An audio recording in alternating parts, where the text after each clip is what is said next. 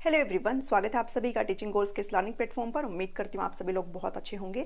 सो DT+B की TGT की जो वैकेंसीज है उसका डिटेल नोटिफिकेशन आपके लिए रिलीज किया जा चुका है। करीब 2 हफ्ते पहले आपका शॉर्ट नोटिस रिलीज किया गया था, जिसमें मैंने आपके साथ नंबर ऑफ वैकेंसीज और कैटेगरी वाइज जो वैकेंसीज थी वो आपके साथ डिस्कस करी थी। अगर आपने नहीं देखे तो आप उसको जरूर देख ले। सारी चीजें मैंने आपके साथ डिस्कस कर रखी है, एग्जाम पैटर्न वगैरह सब डिस्कस करा हुआ है, साथ ही पार्ट ए का आपके साथ सिलेबस भी डिस्कस किया हुआ है। चलिए इस वीडियो में स्टार्ट करते हैं। जो ऑफिशियल नोटिफिकेशन है उसके अकॉर्डिंग आपका एज क्राइटेरिया क्या रहने वाला है, ठीक है, आपको कितनी रिलैक्सेशन यहाँ पर मिलने वाली है, साथ ही हर सब्जेक्ट जितने भी वैकेंसीज आपके पर पोस्ट आई हुई है सबका यहाँ पर एलिजिबिलिटी मैं आपके साथ डिस्कस करूंगी, जिसमें बहुत सारे कैंडिडेट को यहाँ पर डाउट रहता है। उम्मीद करूंगी कि मैं यहाँ पर आपके सारे डाउट्स सोल्व कर पाऊंगी। ठीक है, चलिए 5000+ वैकेंसीज आपके लिए रिलीज की जा चुकी है। इसमें हम नहीं जाएंगे बिकॉज ये ऑलरेडी आपको पता है। डिटेल जो नोटिफिकेशन है वो टेलीग्राम पर मैंने ऑलरेडी शेयर कर दिया है, आप खुद से भी उसको एक बार जरूर रीड करें। चलिए, मैथ्स के अंदर, इंग्लिश के अंदर SST, physical science, natural science आपका नॉर्मल साइंस ही है। बहुत सारे कैंडिडेट को नहीं पता है कि ये क्या है। तो नॉर्मल जो आपका साइंस होता है जिसमें आप फिजिक्स पढ़ते हो, केमिस्ट्री पढ़ते हो, बायोलॉजी पढ़ते हो, वो ये वाला है। फिजिकल साइंस और नेचुरल साइंस ये वही है। ठीक है, हिंदी, संस्कृत, उर्दू, पंजाबी और ड्राइंग टीचर की आपकी यहाँ पर भर्तियां निकली हुई है। तो इंपॉर्टेंट चीजों की बात करेंगे। डेट की बात करें तो फॉर्म फिलिंग आपका स्टार्ट होने वाला है, इसी मंथ से स्टार्ट हो रहा है।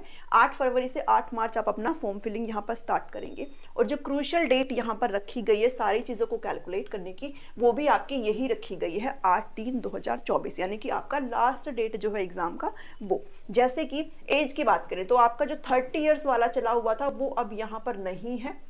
मैंने आपके साथ पहले भी यही कहा था कि आपकी एज जो है वो 32 ईयर ही रहने वाली है। 32 ईयर्स यानी कि बिलो 32 ईयर्स आपसे कही गई है।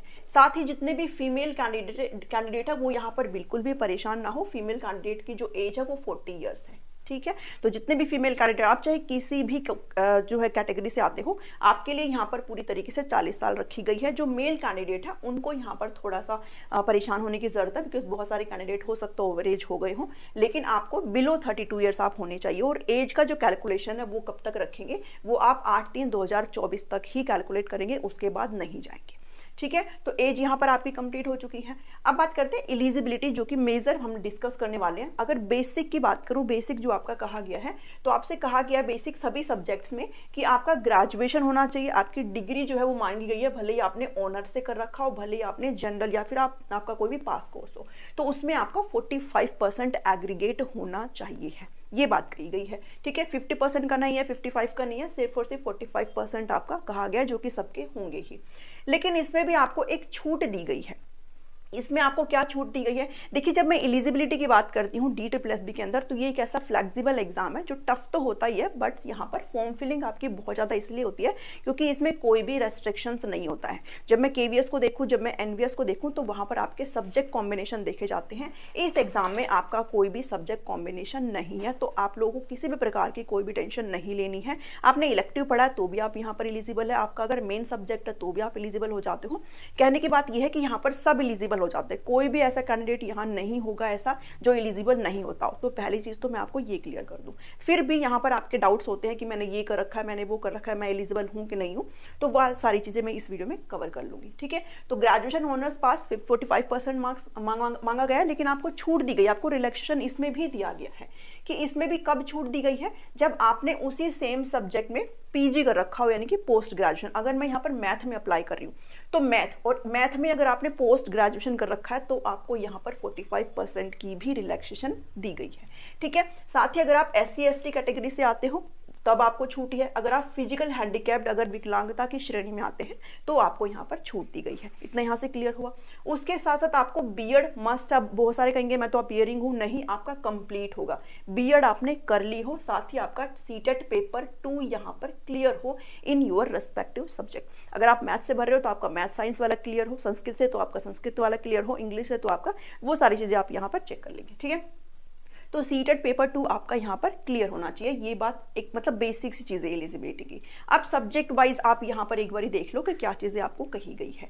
देखो, मैथ्स की अगर मैं बात करूँ तो यहाँ पर जो वैकेंसीज है आपकी 2 डिपार्टमेंट में निकली हुई है। एक निकली हुई है DOE में, डायरेक्टरेट ऑफ एजुकेशन, और एक निकली हुई है NDMC में।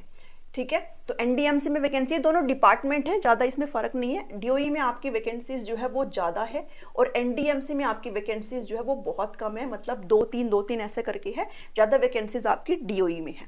इसलिए आपसे ये भी कहा गया है इस पर्टिकुलर एडवर्टाइजमेंट में, जब आप फॉर्म फिलअप करेंगे तो आप अपना डिपार्टमेंट अच्छे से ध्यान में रखते हुए भरेंगे, क्योंकि जब आप सेलेक्ट हो जाते तो आपको ई डोजियर में भी वही सारी चीजें भरनी होती है। तो आप अपना डिपार्टमेंट यहाँ पर ध्यान से अच्छे से पढ़ लिख करके तभी भरेंगे, ठीक है, कि आप डीओई में अप्लाई करना चाहते हो या फिर आप एनडीएमसी में अप्लाई करना चाहते हो, ठीक है। तो मैथ्स, सोशल साइंस, फिजिकल और नेचुरल साइंस, जिसको आप नॉर्मल साइंस जो है, और इंग्लिश, इन चारों में आपको दिक्कत होती है। वैसे तो नॉर्मल इन्हीं में दिक्कत होती है, बाकी तो आपके लैंग्वेजेस है उसमें कोई दिक्कत नहीं होती है। तो मैथ्स की अगर बात करूं, यहाँ पर आपकी डीओई की मेल फीमेल में वैकेंसी निकली हुई है और एनडीएमसी में भी निकली हुई है। तो यहाँ पर ये कह रहा है कि आप तब एलिजिबल हो, वैसे तो कोई दिक्कत नहीं है, सभी एलिजिबल है, लेकिन फिर भी आपने अगर डिग्री कर रखी है किसमें, मैथ्स में, ठीक है, आपका मैथ्स जो है एक मेन सब्जेक्ट है। मैथ्स अगर आपका क्या है, एक मेन सब्जेक्ट है, और उसमें अगर आपने ऑनर्स कर रखा हो या फिर आपका अगर पास कोर्स हो, जनरल अगर आपने कर रखी है, तो यहाँ पर आप एलिजिबल हो जाते हो। और एग्रीगेट आपके कितने बन रहे हैं यहाँ पर, 45% मार्क्स आपके यहाँ पर बन रहे हो, तो आप यहाँ पर एलिजिबल हो जाते हो, ठीक है। तो ये डीओई की बात करी गई। लेकिन एनडीएमसी में आपको क्या कहा गया है कि आप अगर इलेक्टिव भी आपने अगर ले रखा है मैथ्स, तो भी आप यहाँ पर एलिजिबल हो जाते हो।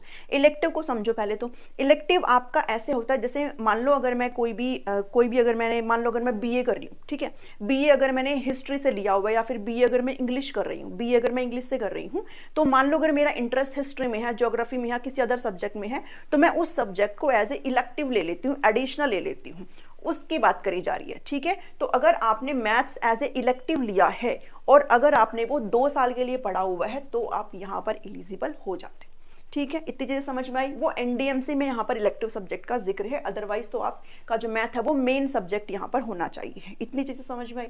दूसरा आता है सोशल साइंस में, जो कि आपका एसएसटी है। इसमें जो सब्जेक्ट्स है वो यहाँ पर आपको भरपूर दिए गए हैं।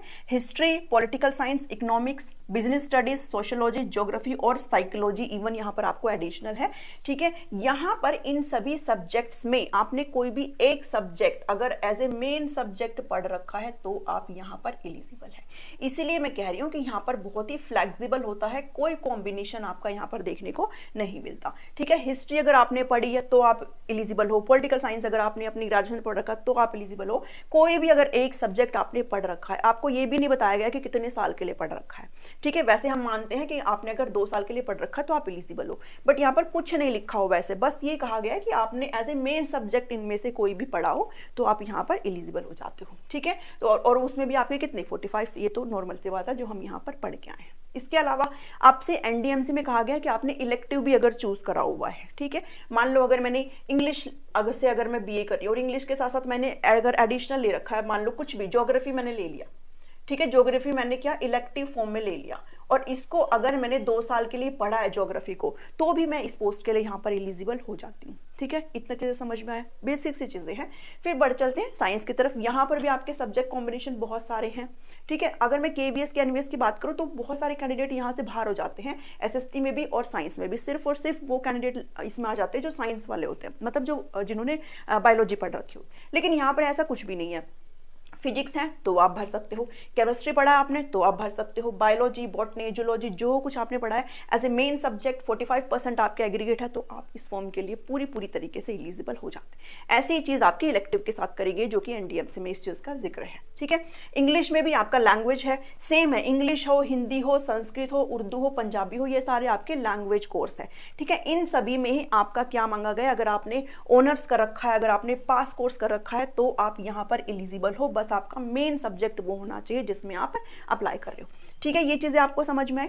सेम चीज यहाँ पर है हिंदी में, संस्कृत में, उर्दू में और पंजाबी में, जिसमें आपका डिग्री, ऑनर्स या फिर पास कोर्स आपसे मांगा गया है। साथ ही अगर आपका इलेक्टिव है तो भी आप यहाँ पर भर सकते हो। इलेक्टिव मैंने आपके साथ अभी डिस्कस किया है, ठीक है। हिंदी अगर आपने इलेक्टिव पढ़ रखा हो, जैसे मान लो अगर ग्रेजुएशन में कोई अगर हिस्ट्री से कर रहा है, या फिर ग्रेजुएशन आपके पास सोशल साइंस सब्जेक्ट है, और अगर आपने इलेक्टिव में हिंदी ले रखा है, तो भी आप यहाँ पर हिंदी के लिए अप्लाई कर सकते हो, ठीक है। तो ये चीज है इलेक्टिव में, मतलब एडिशनल अगर आपने सब्जेक्ट पढ़ रखे हो। सेम संस्कृत में है, उर्दू में है, पंजाबी में है। तो इसमें आपको आई थिंक इतनी चीजें क्लियर हो गई होगी। फिर भी अगर कोई डाउट रहता है तो आप कमेंट सेक्शन में कमेंट करके पूछ सकते हो।